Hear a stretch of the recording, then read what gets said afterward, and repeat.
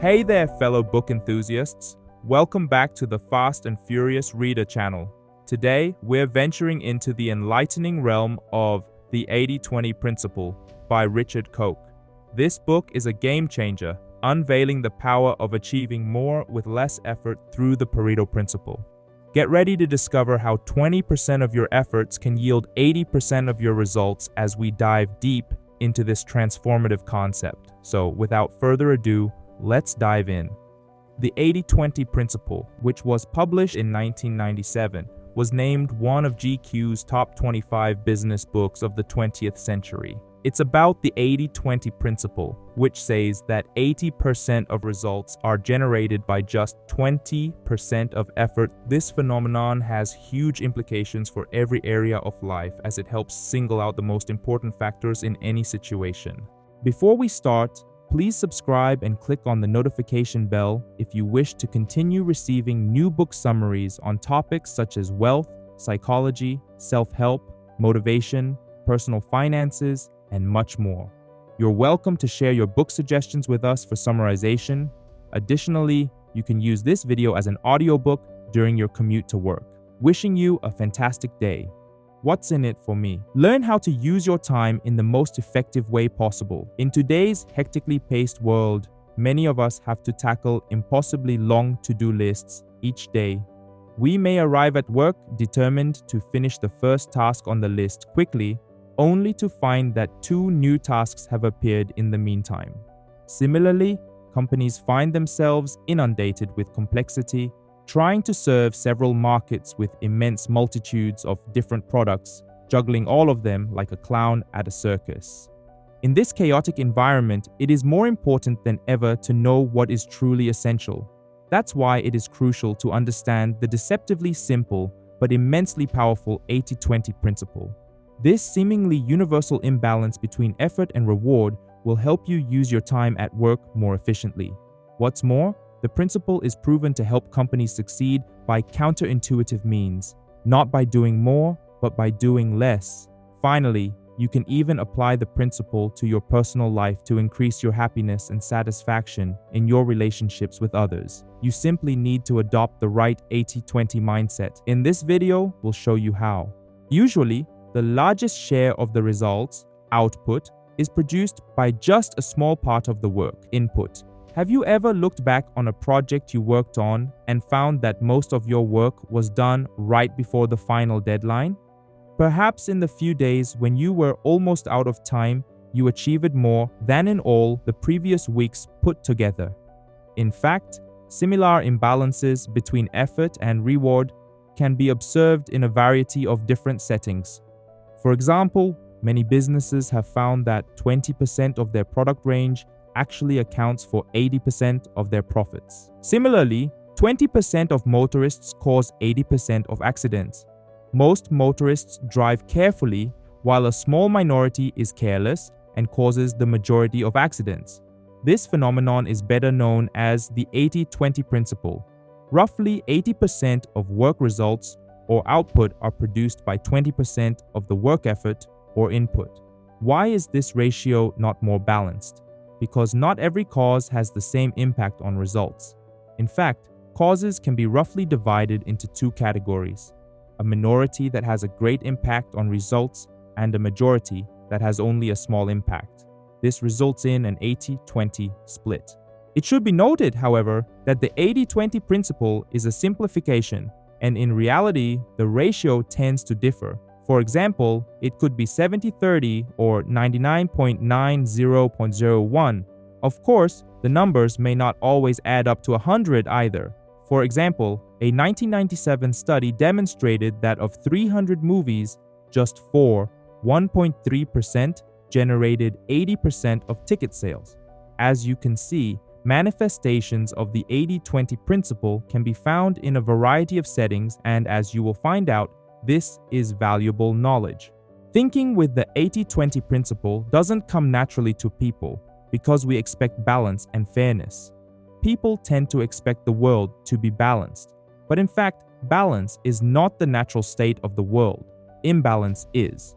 For example, consider linguistics. Sir Isaac Pitman discovered that about 700 common words make up 2/3 of everyday conversation. If we include their derivatives, this figure rises to 80%. Less than 1% of the words in the English language make up over 80% of what we say. But where do these imbalances come from? From feedback loops that multiply and strengthen even small differences. For example, if you have multiple goldfish of approximately equal size living in the same pond, they will still grow into very differently sized fish. Why? Because some of the fish are very slightly larger than others, so they have a tiny advantage. This means they manage to catch more food, and so they grow faster than the smaller fish. This increases their advantage, allowing them to catch even more food. Thus, the cycle amplifies with each loop, eventually producing substantial differences in size. But while such imbalances are natural, many people consider them unfair. One example is the uneven distribution of income and wealth. When 20% of the population owns 80% of all wealth, we call it social injustice. This perceived unfairness arises from the fact that people assume work and reward should have the same significance in a 1-to-1 ratio. But as the 80-20 principle clearly demonstrates, not all work produces the same reward. The 80-20 principle can help you improve your work process to get better results. By now, you're probably thinking that this is all well and good. But how can the 80-20 principle relate to you and your everyday life? Let's look at your professional life first, as the way you currently work is probably far from efficient. Think about it. If you achieve 80% of the results with just 20% of the effort you put in, it means that 80% of your work is egregiously inefficient.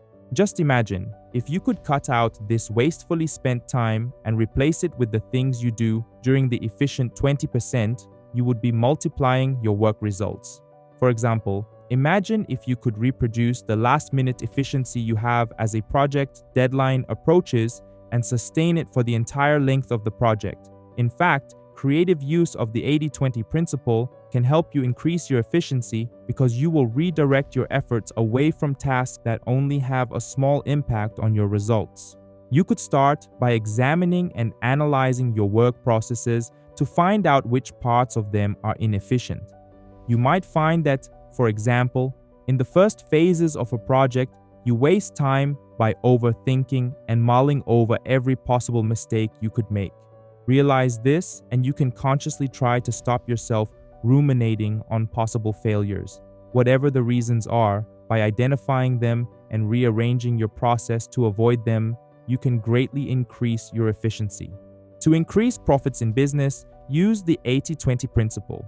Now you know how to apply the 80-20 principle to your own productivity, but you're probably wondering how you can apply it in a business.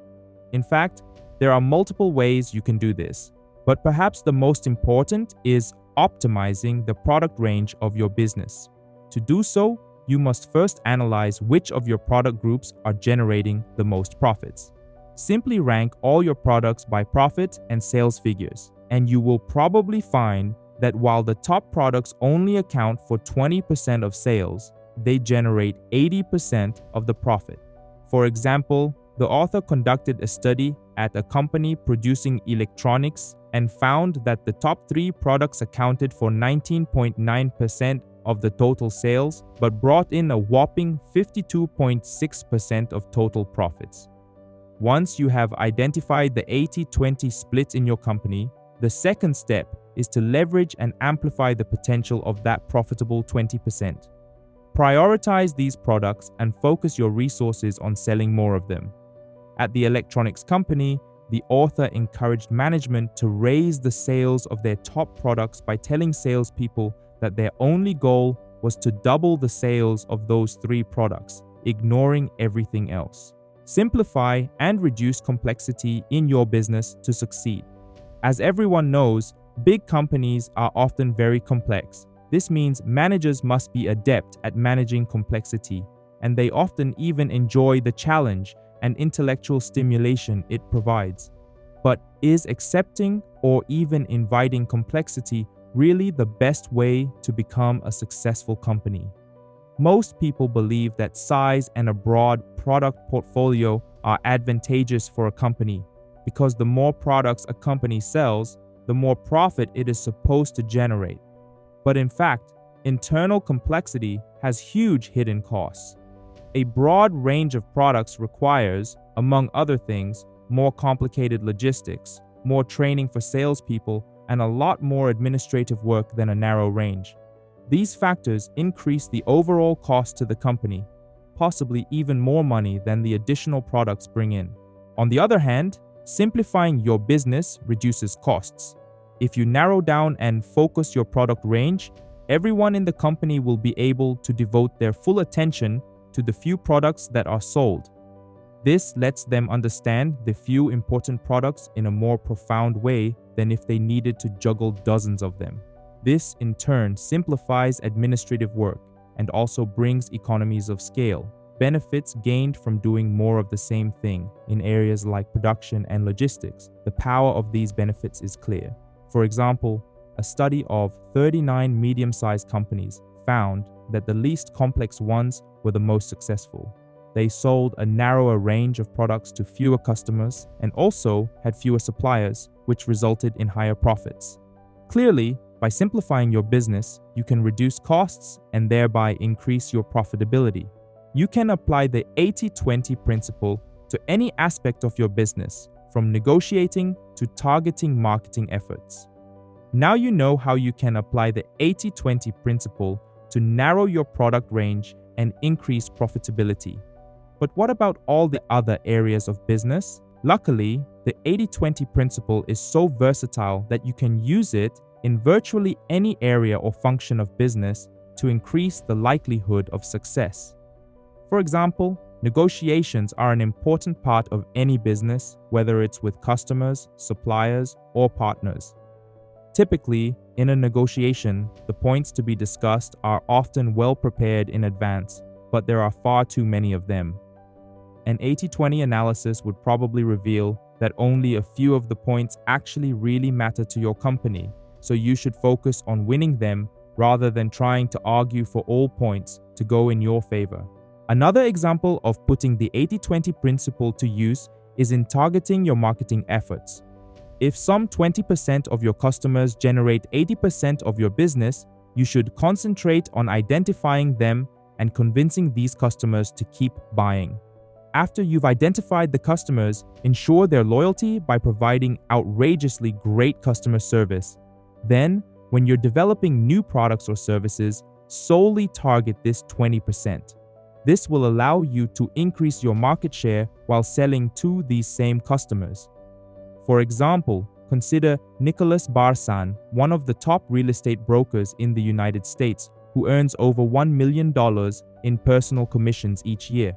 Over a third of this amount comes from repeat customers who resell their houses, so clearly his focus on keeping his best clients happy is a profitable strategy.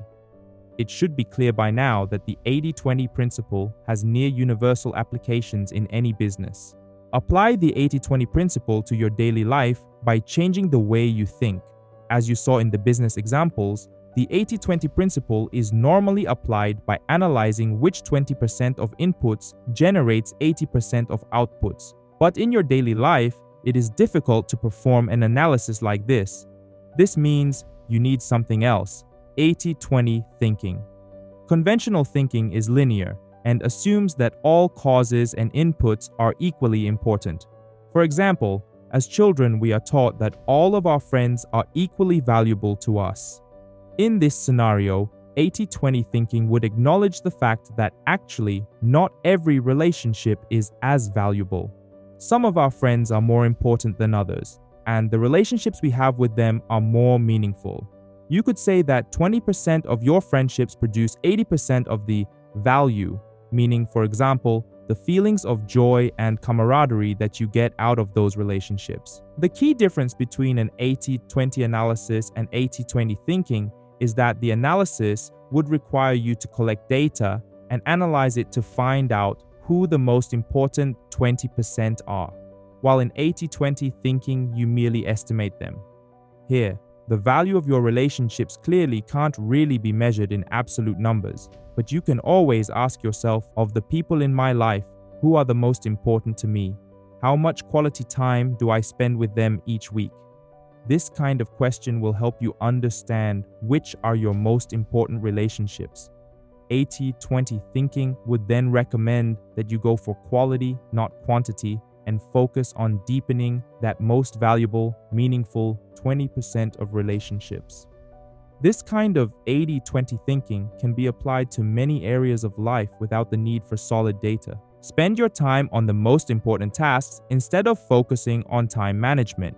You're probably not a stranger to the concept of time management, often promoted by self-help books.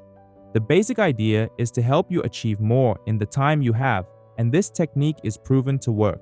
It increases productivity by around 15 to 25%. But there is an even better way to get efficient. In time management, the goal is to increase efficiency by fitting more tasks into a given period of time. It is aimed at executives who already have a busy schedule, and the first step is to categorize one's daily activities according to priority. This is where the problems start. Most people don't know which of their tasks are the most important, and wind up defining some 60 to 70% of their to-do list as high priority. The result? They end up with jam-packed schedules and longer working hours. Clearly, forcing even more tasks into an already full schedule is not a good solution, as you can easily become overworked and, in the worst case, suffer burnout. As an alternative, 80-20 time management or time revolution helps you to first identify the 20% of your tasks that produce 80% of the achievement and then focus on them. For example, in his job at a consulting firm, the author discovered that his firm was more successful than others, but without any extra effort. Normally, consultants try to tackle a whole range of issues for their clients, resulting in only superficial work, with the client being responsible for the implementation of any recommendations. In contrast, the author's colleagues focused on the most important 20% of clients' issues and used the time they saved to support clients in implementing recommendations. This approach helped them outstrip other consulting firms and increase their clients' profits. This kind of time revolution helps you to free up time without degrading the impact of your work. Achieve an overall better quality of life through broad use of the 80-20 principle. Most people define their quality of life by their overall happiness. Interestingly though, very few of us actually try to change our lives to make ourselves happier. In fact, most people spend a lot of time doing things that make them unhappy. For example, a lot of people have jobs that make them miserable. Most office workers spend their days sitting in a cubicle, mindlessly performing tasks and waiting for the day or week to end. So how can you remedy this? Quite simply, you should try to identify the distribution of happiness and unhappiness in your life and trace their causes before taking action to make a change. Ask yourself, which 20% of your life provides you with 80% of your happiness and vice versa? Once you define the 80% of your life that creates very little happiness, it is time to take action. Simply decrease the time you spend doing those things. For example, if your job makes you unhappy, you could try to think of ways to change that. You could look at other jobs, try to redefine your existing one, decrease your working hours, and so forth. But whatever you do, you should not resign yourself to working at a job that makes you unhappy for the rest of your life. Once you've managed to cut down on the things that make you unhappy, you'll find you have more time and energy to spend on things that do make you happy. For example, if you've decided to spend less time at work, you'll have more time to spend with your family and friends. Just think about what 20% of activities in your life produce 80% of your happiness, and try to find ways to spend more time engaged in them. You will have a happier life if you do. Final summary. The 80-20 principle says that in almost any area, 20% of the input or effort produces 80% of the output or reward. This means that almost 80% of efforts are not spent efficiently, and if you refocus them on the 20% that is producing the most results, you'll see a tremendous boost in efficiency. This simple concept can be applied to any sphere of life, ranging from your business to your friends and quality of life. Actionable advice: improve your business. If you are a business owner, you can use the central concept of this video to improve your business. You can, for example, analyze your current product range and focus all your sales efforts on the most profitable 20% of products. Thank you so much for watching this video. If this book summary has sparked your curiosity, we highly recommend delving into the full book for a comprehensive understanding. Please remember to show your support by liking this video, subscribing for future content, especially if you're new here, and sharing it with those who may benefit. Let's grow and succeed together. Have a nice day.